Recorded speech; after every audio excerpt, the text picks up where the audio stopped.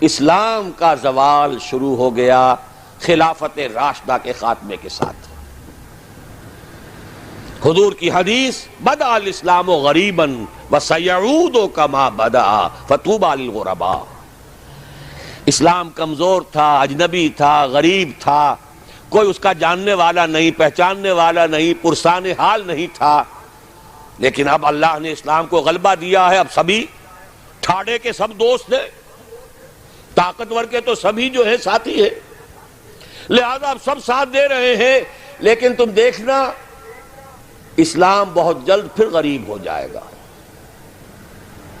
بدأ الاسلام غریبا وسیعود کما بدأ، فعل مضارع پر جب سین آتا ہے وہ ہے مستقبل قریب، ان قریب اسلام پھر غریب ہو جائے گا۔ اس کے بعد سے اب تک کی تاریخ اگر میں بیان کروں تو پھر صبح ہو جائے گی۔ حضور نے فرمایا اوتی تو جوامع الکلم، مجھے اللہ تعالیٰ نے نہایت جامع کلمات عطا کیے ہیں۔ ایک حدیث کے حوالے سے اب تک کی تاریخ 14 برس سے چند سال کم کی تاریخ ایک حدیث میں۔ مسند احمد ابن حنبل کی روایت، نعمان ابن بشیر رضی اللہ تعالیٰ عنہ راوی۔ غالباً یہ کتابچہ یہاں تقسیم ہوا ہوگا، اس میں یہ حدیث کے ٹیکسٹ موجود ہیں۔ میں اگر لفظاً معاملہ لے کر چلوں گا تو معاملہ مشکل ہو جائے گا، ترجمہ بھی متن بھی۔ یہ 4 ورقہ ہے، جنہیں نہیں ملا وہ جاتے ہوئے لیتے جائیں ضرور۔ حدیث کا لب لباب کیا ہے؟ حضور نے اپنے دور سے لے کر قیامت تک 5 ادوار گنوائے ہیں تاریخ کے۔ پہلا دور دور نبوت، دور سعادت۔ دوسرا دور خلافت علی منہاج النبوہ، نبوت کے نقش قدم پر، نبوت کے طریق پر خلافت۔ کیا مطلب؟ خلافت راشدہ میں وہ نظام جو کا تو قائم رہا جو محمد عربی صلی اللہ علیہ وسلم نے قائم فرمایا تھا۔ تیسرے دور کو کہا آپ نے ظالم ملوکیت، بادشاہت۔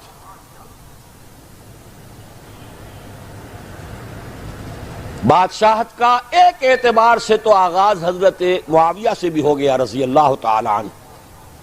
کسری العرب کہا گیا انہیں، عرب کے کسریٰ۔ لیکن معاذ اللہ یہ ظالم کے لفظ کا اطلاق ان پر نہیں ہوگا۔ ان کے 20 سالہ دور خلافت میں نہ کوئی خانہ جنگی، نہ کسی کو قتل کیا گیا، نہ کسی کے پر زیادتی کی گئی، پرامن تھا۔ اگرچہ خلافت راشدہ میں اہل سنت بھی اسے شمار نہیں کرتے۔ اپنی ذات میں تو راشد تھے کہ نہیں، خلیفہ تھے کہ اپنے وہ صحابی تھے کہ نہیں، اور صحابہ اولئک ہم الراشدون۔ لیکن خلافت راشدہ، خیر اہل تشیع کی جو رائے ہے وہ تو خیر علیحدہ ہے، اہل سنت جو ہے وہ بھی خلافت راشدہ میں شمار نہیں کرتے۔ ابو بکر، عمر، عثمان، علی اور آگے 6 مہینے حضرت حسن کے بھی بعض حضرات شامل کرتے ہیں، تو ایک حدیث کے مطابق 30 سال کی مدت مکمل ہو جاتی ہے۔ ملوکیت اصولی اعتبار سے حضرت معاویہ کے دور میں شروع ہوئی، لیکن ظالم ملوکیت یزید کے دور سے شروع ہوئی۔ اب جو دور شروع ہوا اس میں کربلا بھی ہے۔ حضرت حسین ابن علی رضی اللہ تعالی عنہما، ان کے ساتھی، ان کے خاندان والے کس طرح شہید کیے گئے۔ اور صرف وہی نہیں ہوئے، عبداللہ ابن زبیر رضی اللہ تعالی عنہما وہ بھی شہید کیے گئے۔ حرم مکہ رنگین ہوا خون سے، ان کی لاش ٹنگی رہی بہت دنوں تک۔ مدینہ بھی نہیں بچا، واقع حرہ میں مدینہ کی حرمت جو ہے اس کو بٹا لگایا گیا۔ یہ دور ملوکیت کے سیاہ کارنامے، حجاج کے ہاتھوں سینکڑوں تابعی شہید ہوئے۔ مسلمانوں کا دور تو ابھی عروج کی طرف جا رہا ہے، اسلام کا دور غربت شروع ہو چکا ہے۔ اسلام اور مسلمانوں کو علیحدہ علیحدہ شے سمجھیے، ساتھ نہیں۔ پہلے 30 برس بھی ساتھ تھے، بلکہ حضور کے 23 برس بھی شامل کر لیجئے، پہلی نصف صدی جو ہے وہ ساتھ ساتھ ہے، دین کا بھی عروج ہو رہا ہے، ساتھ ہی امت مسلمہ کا عروج بھی ہے۔ اس کے بعد امت مسلمہ تو چڑھتی جا رہی ہے اور دین گرنا شروع ہو گیا۔ ویسے یہ بات ذہن میں رکھیے کہ وہ کوئی 2-4 دنوں میں نہیں گرا۔ کھنڈر بتا رہے ہیں عمارت عظیم تھی، یہ 6 منزلہ عمارت، شاہ اسماعیل شہید نے اس اصطلاح کو استعمال کیا ہے۔ یہ 6 منزلہ عمارت کوئی 1000 بلکہ 1200 برس میں جا کر زمین بوس ہوئی ہے، لیکن ہے پھر وہ گریجول ڈکلائن۔ تو تیسرا دور حضور نے فرمایا ظالم ملوکیت، چوتھا دور فرمایا غلامی والی ملوکیت، ملکن جبرین۔ پہلے تو 1000 برس تک بادشاہ مسلمان تو تھے، چاہے ان میں بدماش بھی تھے، عیاش بھی تھے، ظالم بھی تھے، اچھے بھی تھے، نیک بھی تھے، آخر انہیں میں صلاح الدین ایوبی بھی تھے، انہیں میں نور الدین زنگی بھی تھے، انہیں میں اورنگزیب بھی تھے، انہیں میں التتمش بھی تھے، اچھے بھی تھے، اس میں کوئی شک نہیں، لیکن تھے بادشاہ، خلیفہ تو نہیں تھے۔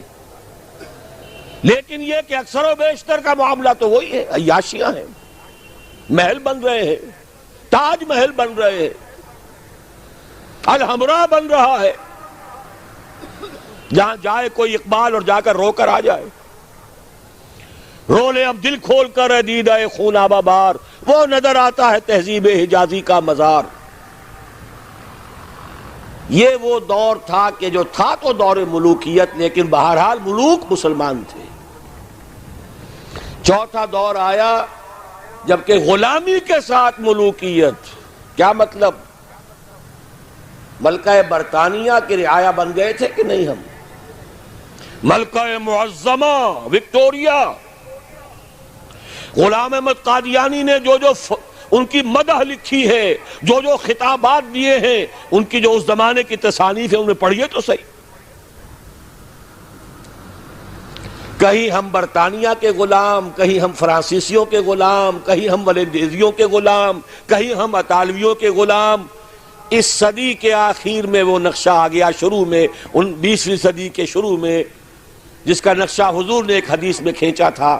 صحابہ سے آپ نے فرمایا ایک وقت آئے گا یوشک ان تداعی علیکم الامم، کہ دنیا کی قومیں تم پر ایک دوسرے کو دعوت دیں گی کہ یہ تر نوالا موجود ہے، آؤ اور نوچ کو چھوڑ کر کھاؤ، ادھر سے ہم کھائیں گے، ادھر سے تم کھاؤ، یہ تم لے جاؤ، یہ ہمارے پاس رہے گا۔ مصر انگریزوں کے پاس رہے گا، عراق انگریزوں کے پاس رہے گا، شام فرانسیسی لے جائیں، اور لیبیا اطالوی لے جائیں، اور موراکو اور تونس یہ سب جو ہے یہ فرانسیسی لے جائیں، ہسپانیہ سہارا لے جائے، یہ سب لے جاؤ، آؤ تکہ بوٹی کر کے کھا جاؤ۔ سلطنت عثمانیہ ختم، 1924 میں خلافت بھی ختم، نام کی خلافت، حقیقی خلافت نہیں تھی، پھر بھی جیسا کہ میں نے آپ کو بتایا بڑی طاقت تھی اس میں۔ خلیفہ اگر جہاد کا اعلان کر دیتا اس گئے گزرے دور میں بھی، تو جیسے کہ اس انگریز کمانڈنٹ نے کہا تھا کہ لاکھوں مسلمان نکل آئیں گے سروں سے کفن باندھ کر، اس میں کوئی شک نہیں۔ یہ تھا چوتھا دور، اور تھا نہیں ابھی ہے۔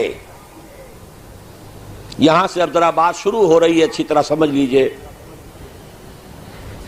کہنے میں تو یہ آتا ہے اور تاریخ بھی یہ بتاتی ہے، حقائق بھی کچھ اس طرح کے ہیں کہ اس صدی کے آغاز میں تو اسلام اور مسلمان دونوں انتہائی زوال کو چلے گئے، اس کے بعد سے عروج شروع ہوا ہے کچھ۔ تقریباً 25 برس میں تمام عالم اسلام آزاد ہو گیا۔ سن 47 میں پاکستان بن گیا، مشرقی اور مغربی پاکستان 2 خطوں پر مشتمل۔ انڈونیشیا آزاد ہو رہا ہے، ملیشیا بن گیا ہے، ایک ایک کر کے عرب ممالک آزاد ہو رہے ہیں۔ تمام مسلمان ممالک تقریباً اکثریت والے آزاد ہو گئے۔ لیکن یہاں سے نوٹ کیجئے، دم لیا تھا نہ قیامت نے ہنوز، پھر تیرا وقت سفر یاد آیا۔ یہ جو کولونیلزم تھا جس کی بساط لپیٹی گئی ہے اس صدی کے وسط میں، یہ کرسچین کولونیلزم تھا۔ انگریز کون تھے؟ عیسائی۔ فرانسیسی کون تھے؟ ولندیزی کون تھے؟ ہسپانوی کون تھے؟ اطالوی کون تھے؟ یہ عیسائیوں کی کولونیل حکومتیں، نو آبادیاتی حکومتیں، وہ بساط ذرا طے ہوئی تھی کہ اسی وقت ورلڈ بینک قائم ہوا، کچھ عرصے بعد آئی ایم ایف قائم ہوا، اور اس سازش کا سارا سلسلہ شروع ہو گیا جو خلیج کی جنگ کے بعد عوام کے سامنے بھی علم نشرہ کر دی گئی۔ وہ سازش کیا ہے اسے سمجھ لیجئے۔ چوتھا دور ابھی جاری ہے، اس کو مختصر طور پر تو یوں کہوں گا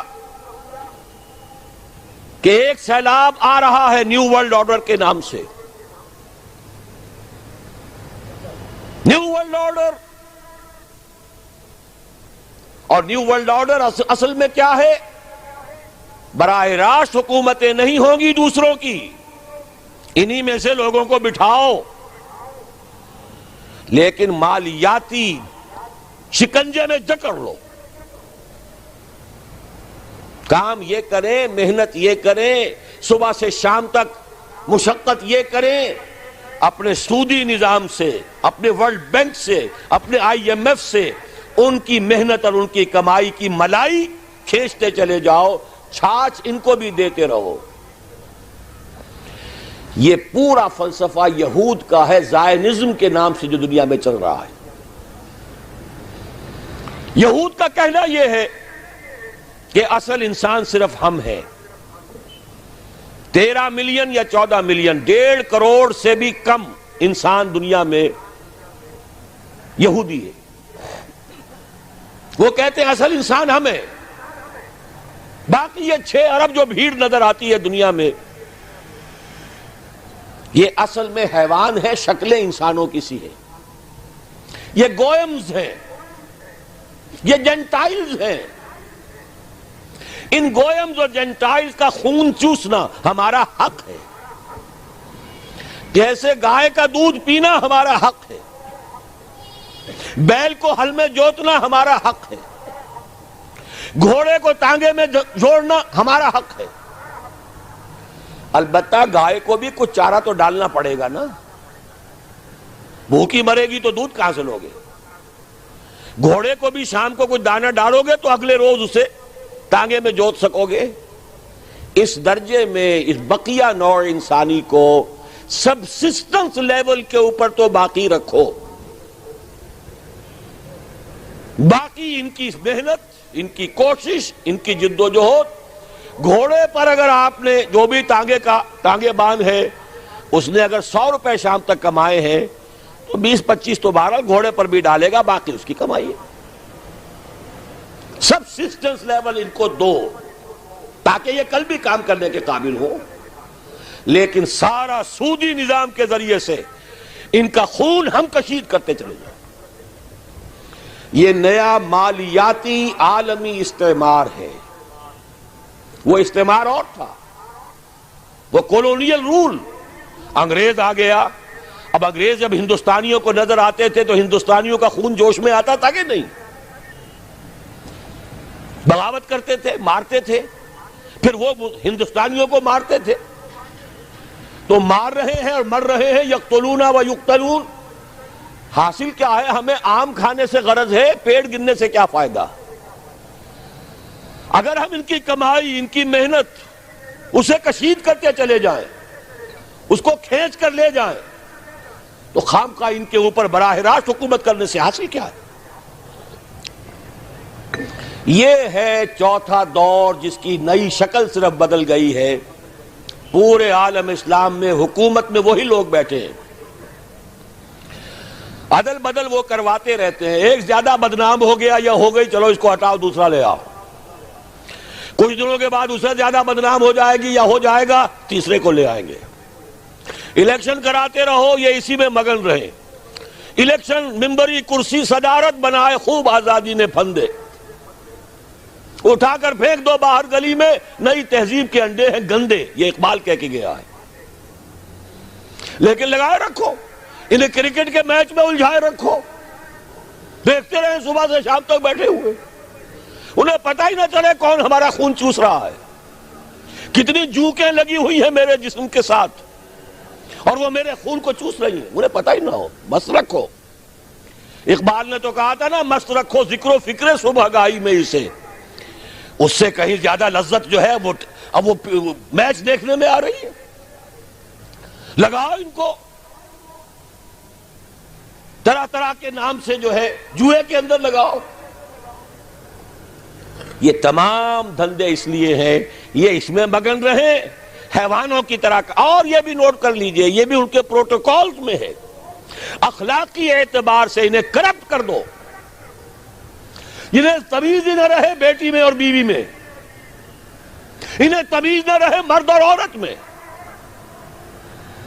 حیوان، بالکل حیوان، حیوان بنا دو۔ انسانیت کہیں رہ گئی تو کسی اور بغاوت کا اندیشہ ہے۔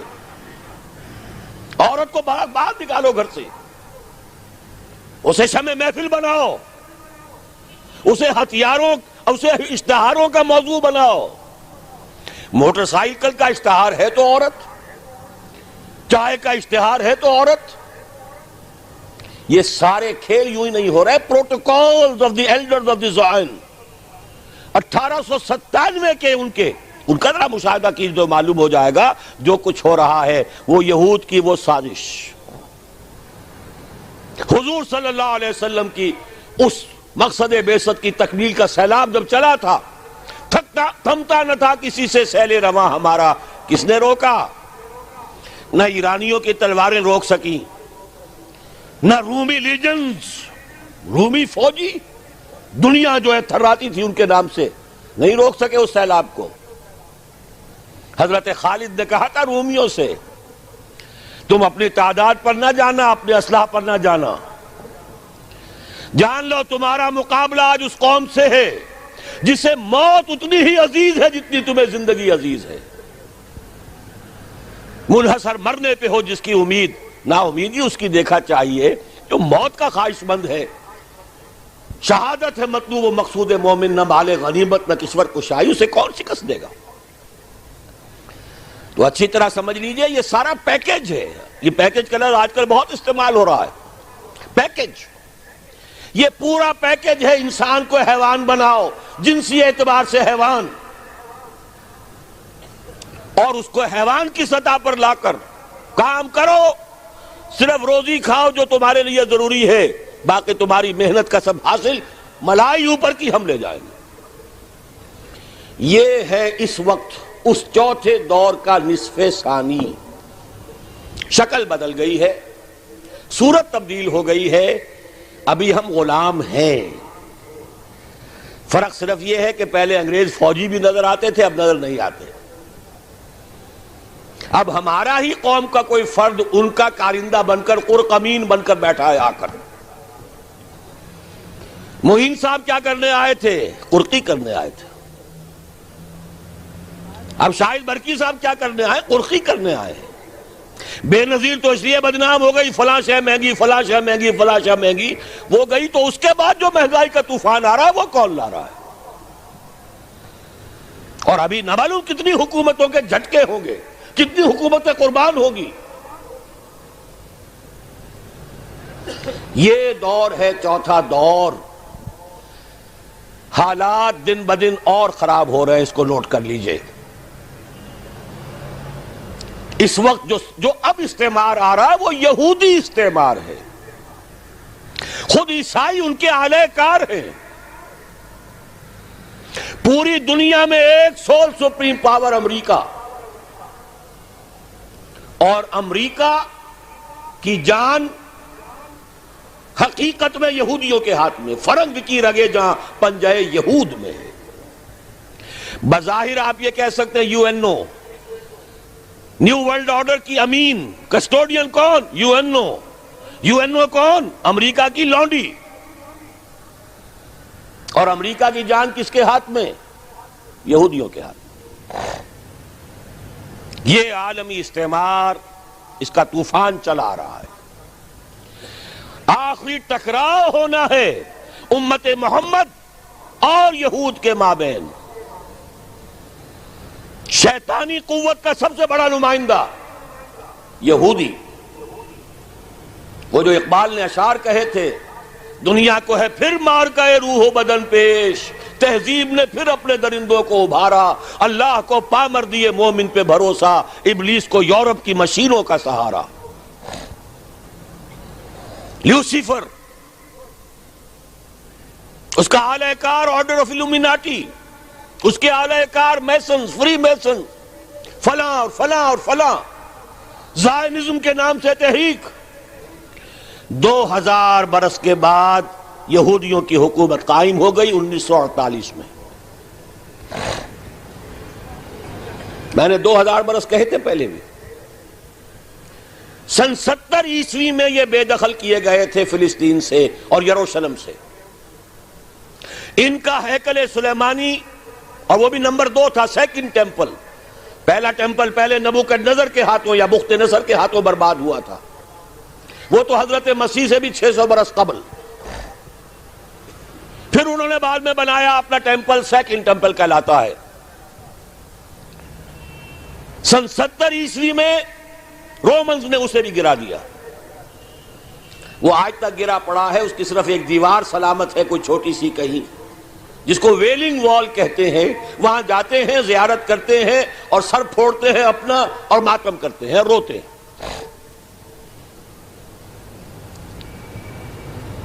سن 70 میں انہیں جو دیش نکالا ملا تھا فلسطین سے، تو یوں سمجھیے کہ تقریباً 550 برس کے بعد حضرت عمر رضی اللہ تعالیٰ عنہ کے ہاتھوں جب یروشلم فتح ہوا ہے، اس کے بعد سے انہیں یروشلم میں داخلے کی اجازت ملی. حضرت عمر نے رحم فرمایا کہ تم بھی آ سکتے ہو یہاں، لیکن جو کرسچنز نے، عیسائیوں نے جب قبضہ دیا تھا، چونکہ فتح نہیں کیا تھا مسلمانوں نے یروشلم کو، فتح نہیں ہو سکا تھا، وہ تو انہوں نے ایک معاہدے کے تحت ہینڈ اوور کیا ہے، سرنڈر کیا ہے. اور اس معاہدے میں عیسائیوں نے یہ بات طے کرا دی تھی کہ یہاں یہودیوں کو آباد ہونے کی اجازت نہیں دی جائے گی. آئیں، زیارت کریں، چلے جائیں. مکان نہیں خرید سکتے، زمین نہیں خرید سکتے، سیٹل نہیں ہو سکتے.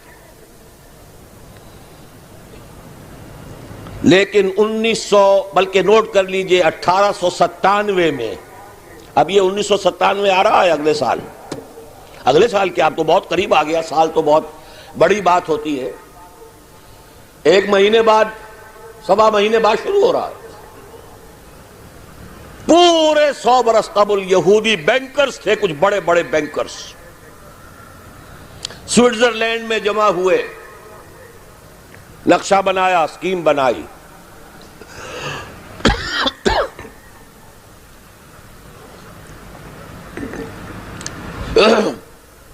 سازش کی صلاحیت اللہ نے بے پناہ دی ہے.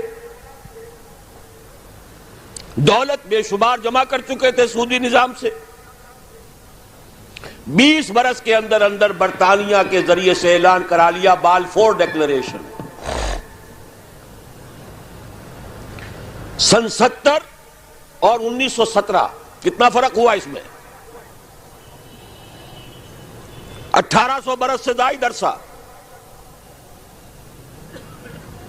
ان کا داخلہ ممنوع تھا پہلے 500 برس، بعد میں داخل ہو سکتے تھے، آباد نہیں ہو سکتے تھے. 1917 میں بالفور ڈیکلریشن کے ذریعے حق مل گیا کہ ہاں یہ بھی آ سکتے ہیں، مکان خرید سکتے ہیں. چونکہ اب ظاہر بات ہے پہلی جنگ عظیم کے بعد مسلمان تو چت پڑا ہے، کون بولے گا. اندیشہ ہو سکتا تھا تو ترک خلافت سے ہو سکتا تھا کہ کہیں تنگ آمد بجنگ آمد خلیفہ کہیں اعلان کر بیٹھا جہاد کا تو کیا ہو جائے گا پوری دنیا میں، لہذا خلافت ختم کرواؤ. چاک کر دی ترک ناداں نے خلافت کی قبا، سادگی اپنوں کی دیکھ، اوروں کی عیاری بھی دیکھ. میں صبح بتا چکا ہوں آپ کو، فری میسن تھا مصطفیٰ کمال پاشا. بہرحال 1917 کا بالفور ڈیکلریشن، اب آنے شروع ہوئے یہودی. یہودی آیا کسی عرب سے پوچھا بھائی اس مکان کا کیا مانگتے ہو؟ یہ 2 لاکھ. لو بھائی 3 لاکھ لے لو لیکن صبح ہی صبح نکل جاؤ. اس کھیت کے کتنے دام ہیں؟ جو دام بتایا اس سے بڑھ کر کے جلدی سے جاؤ. اس وقت انہوں نے ابتدا میں کوئی تشدد نہیں کیا، لیکن دولت، اس کی چمک، ہوتے ہوتے اتنے قدم جما لیے کہ پھر 1948 میں اسرائیل ایک ریاست کی حیثیت سے دنیا میں قائم ہو. اس کے ساتھ جوڑ ملا لیجئے 1947 میں پاکستان قائم ہوا تھا. یہ ہم عصر واقعات یوں ہی نہیں ہے کہ ایسے ہی آ کر جوڑ مل گئے ہیں. تاریخ کے کچھ واقعات ہماری نگاہوں کے سامنے ہوتے ہیں، کچھ پیچھے اللہ تعالیٰ کی مشیت، وہ جو پیچھے کار فرما ہوتی ہے وہ اپنی جگہ ہے. بہرحال 1948 میں قائم ہوا. 19 برس کے بعد 1967 میں جنگ، اور اس نے اپنے حدود بڑھا لیے، مشرق میں، مغرب میں، شمال میں. یروشلم پر بھی قبضہ ہو گیا. 1967 سے اب یروشلم ان کے قبضے میں ہے. 30 برس ہونے کو آئے ہیں، اور اب یوں سمجھیے کہ تلی ہوئی ہے. اس وقت تاریخ کی ترازو تنی ہوئی ہے. وہ لوگ تلے ہوئے ہیں مسجد اقصی کو شہید کر کے اپنا 3rd ٹیمپل بنانے کے لیے. سارا کام ہو چکا ہے، نقشے بن چکے ہیں. پچھلے دنوں مسجد اقصی کے ڈوم کے لیے شہنشاہ جو ہیں اردن کے شاہ حسین، انہوں نے کتنے من سونا دیا تھا تاکہ اس کے اوپر پتلی چڑھا دی جائے. تو یہودیوں نے کہا تھا یہ سارا سونا ہمارے ہیکل کی تعمیر کے کام آئے گا. کھل کر کہا. اب یہ کہ مسجد اقصی کے ساتھ جانے والی ٹنل کھول دی گئی ہے. کوئی دن کی بات ہے کہ کوئی یہودی، کوئی جنونی جائے گا وہاں پر جا کر ایکسپلوسیو رکھائے گا، اور اس ایکسپلوسیو کے نتیجے میں مسجد اقصی شہید ہو جائے گی. پھر کہیں گے بھائی ہمارا کوئی جنونی کر گیا. جب کر گیا تو چلو اب جو ہو گیا فیٹ اکمپلی ہے یہ، اب یہاں ہمارا ٹیمپل بننے دو. اور امت مسلمہ کی نبض وہ دیکھ چکے ہیں ایودھیا کی مسجد گرا کر. پوری دنیا میں کسی مسلمان کو محسوس ہی نہیں ہوا. ہندوستان کا مسلمان کھڑا ہوا احتجاج کے لیے، غیر منظم مشتعل ہو گیا، پولیس کے ہاتھوں 6000 آدمی مارا گیا. پاکستانی اٹھے، مندر گرا دیے، اور پھر وہ زکوٰۃ کے پیسوں سے بنا کر دیے. باقی پورے عالم عرب میں کسی کو محسوس بھی نہیں ہوا کہ کوئی واقعہ ہوا ہے. دیورس RSS کا جو گرو تھا، ابھی مرا نہیں ہے لیکن اپنی صحت کی خرابی کی وجہ سے اس نے ایک چوتھے گرو کو حوالے کر دیا ہے. RSS، راشٹریہ سیوک سنگھ. اس نے یہ سرکولر ایشو کر دیا تھا پورے ہندوستان کی ہندو جماعتوں، انجمنوں، سوسائٹیوں کو. اب ہمیں طے کر لینا چاہیے اور کھل کر کہنا چاہیے کہ ہندوستان کی سرزمین کو مسلمان کے وجود سے ہم پاک کریں گے. اور میں تمہیں پورا اطمینان دلاتا ہوں کہ کہیں کوئی ری ایکشن نہیں ہوگا. کوئی تھوڑا سا پاکستان میں، کوئی بنگلہ دیش میں، ان کی ہمیں پرواہ نہیں ہے. انہیں پورا یقین ہے عالم عرب اور بقیہ پورا عالم اسلام بولے گا نہیں. بہرحال یہ جو فضا تنی ہوئی ہے، اس کے حوالے سے اب میں صرف آخری بات آپ سے کروں گا. فضا بہت خراب، حالات بہت خراب، لیکن اس مایوسی کے اندھیارے میں خوشخبری ہے محمد الرسول اللہ صلی اللہ علیہ وسلم کی عطا کردہ کہ یہ چوتھا دور بھی بالآخر ختم ہوگا اور 5واں دور آئے گا. ثم تکون خلافۃ علی منہاج النبوہ، پھر دور آئے گا خلافت علی منہاج النبوہ کا. پوری حدیث اس کتابچے میں ہے، دیکھ لیجئے گا. اور اب جب یہ خلافت آئے گی، 2 حدیثیں اور موجود ہیں جو میں نے شروع میں پڑھی بھی ہیں.